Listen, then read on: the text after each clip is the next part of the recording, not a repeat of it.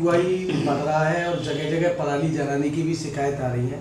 Ma'am, किस तरह से लोगों से अपील करेंगे आप? मैं अपने सभी किसान भाइयों से ये अपील करना चाहती हूँ कि जिस तरीके से खुर्जा जो तहसील है ये एनसीआर के रीजन में आता है, तो हमारे यहाँ का एक्यूआई लेवल वैसे ही हार्मफुल कैटेगरी में है और बार बार ये अपील की जा रही है सभी किसान भाइयों से गांव-गांव में जाके सभी विभाग के माध्यम से कि पराली या कोई भी फसल अवशेष खेत में ना जलाएं।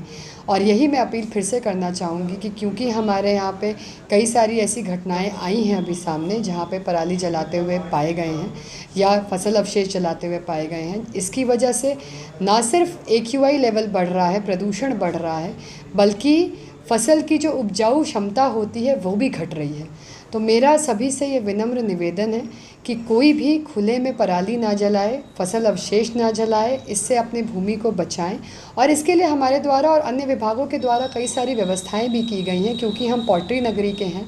तो पॉटरी नगरी होने के नाते हमारे यहाँ पैकिंग मटेरियल में पराली का इस्तेमाल किया जाता है। तो अपने पराली को, जो भी आपका फसल अवशेष है, उसको पॉटरी उद्योग में या फिर पॉटरी की जितनी भी हमारी फैक्ट्रियां हैं उन पे बेचा जा सकता है। और इसके अलावा यदि वहाँ पे कोई ट्रांसपोर्टेशन की व्यवस्था ना हो पाए तो अपनी नियरेस्ट गौशाला में भी जाके दान दिया जा सकता है। इसके अलावा मैं आप सभी लोगों से ये भी निवेदन करना चाहती हूँ कि कृपा करके अपनी फसल, अपने उपजाऊ भूमि और लोगों के स्वास्थ्य को ध्यान में रखते हुए पराली या फसल अवशेष ना जलाएं। पराली जलाने की घटनाएं भी होती हैं, उससे भी उसका एक्यूआई लेवल बढ़ाने में योगदान रहता है। सैटेलाइट के द्वारा मॉनिटरिंग होती है और वो लॉन्गिट्यूड लैटिट्यूड की लोकेशन के हिसाब से वो दे देते हैं कि किस जगह पे पराली जलाने की घटनाएं हुई थी, तो उसको आइडेंटिफाई करके हम लोग ट्रेस करते हैं। ये पराली एक्चुअली हमारे जो इसमें कृषि का जो रूप था जिसमें मैकेनाइजेशन ज़्यादा हुआ और लेबर की शॉर्टेज हो गई या समस्या हो गई, उसके कारण उसका जो अवशेष बच रहा है वो लोग उसको जला देते हैं। लेकिन किसानों को जागरूक करते हुए और विभाग के द्वारा विभिन्न प्रकार के प्रयास किए जा रहे हैं, जिसमें से हम मुख्य प्रयास करते हैं कि फसल अवशेष को उसी खेत में सड़ा दिया जाए। विभिन्न प्रकार के यंत्र हैं, मल्चर है, रोटरी स्लेशर है, सीड कंफर्टी ड्रिल है, सुपर सीडर है, हैप्पी सीडर है, इन तमाम प्रकार के जो और रिवर्सिबल मल्टीप्लाऊ है, जिससे हम फसल अवशेष को उसी खेत में मिला करके सड़ा सकते हैं।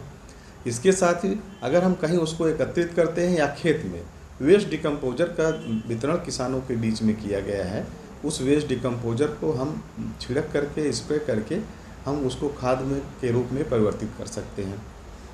इसके अतिरिक्त उनको ये भी सलाह दी जाती है कि अगर फिर भी हम उसको नहीं बचा पाते हैं तो हम उस पराली को दान दे सकते हैं, गौशालाओं में दान दे सकते हैं। हमारे विभिन्न प्रकार के जो पैकिंग मटेरियल जैसे कि मैंने बताया अभी, उसमें हम उनको बेच सकते हैं।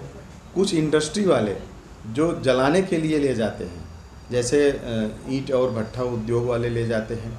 कुछ ऐसे लोग हैं जो अभी एक इंडस्ट्री वाले बात किए थे कि उससे वो पैकिंग मटेरियल पैकेज के रूप में तैयार करेंगे, उनको भी वो बेच सकते हैं सर्वे करके। तो उद्देश्य यही है कि जागरूकता अभियान चला करके किसानों को हम लोग इस प्रकार समझा रहे हैं कि किसी भी रूप में आप अगर फसल अवशेष को जलाते हैं तो उससे उपजाऊ भूमि में जो हमको कार्बन अंश देने की व्यवस्था है वो नहीं मिल पाती है, तो उसको ना जलाएं, सड़ा करके खाद बनाएं। और उसमें सूक्ष्म जीवों की संख्या कम हो जाती है, क्योंकि जलाने से बैक्टीरिया जिसमें माइक्रोब्स जो लाभकारी होते हैं वो सब उस खेत में मर जाते हैं, इससे भी वो क्षति होती है। तो वो यह समझाने की बात की जा रही किसानों पे कि इससे आपका ही नुकसान है। तो साथ ही साथ जो एयर में उसका carbon dioxide, sulphur dioxide, sulphur monoxide, methane इत्यादि तमाम प्रकार की गैसें जो जा रही हैं, उससे विभिन्न प्रकार के श्वसन से संबंधित बीमारियां भी होती हैं। आँख में इरिटेशन होता है, आँख से संबंधित बीमारियां होती हैं, उसके प्रति लोगों को जागरूक किया जाए। एक तो मॉनिटरिंग है, उससे राष्ट्रीय हरित अधिकरण के द्वारा जुर्माना लगाने की भी बात है और उस पर जुर्माना भी वसूली किया जाता है, जो कि वो किसानों के हित में नहीं है और ना तो हम लोगों के हित में है। ये कार्यक्रम इसीलिए जागरूकता के रूप में लेकर के किया जाता है। किसान भाइयों से यही अपील है कि जब पूरे प्रशासनिक अधिकारी सभी विभागों के क्षेत्रीय कर्मचारी अधिकारी लगे हुए हैं, उनकी बातों को समझ करके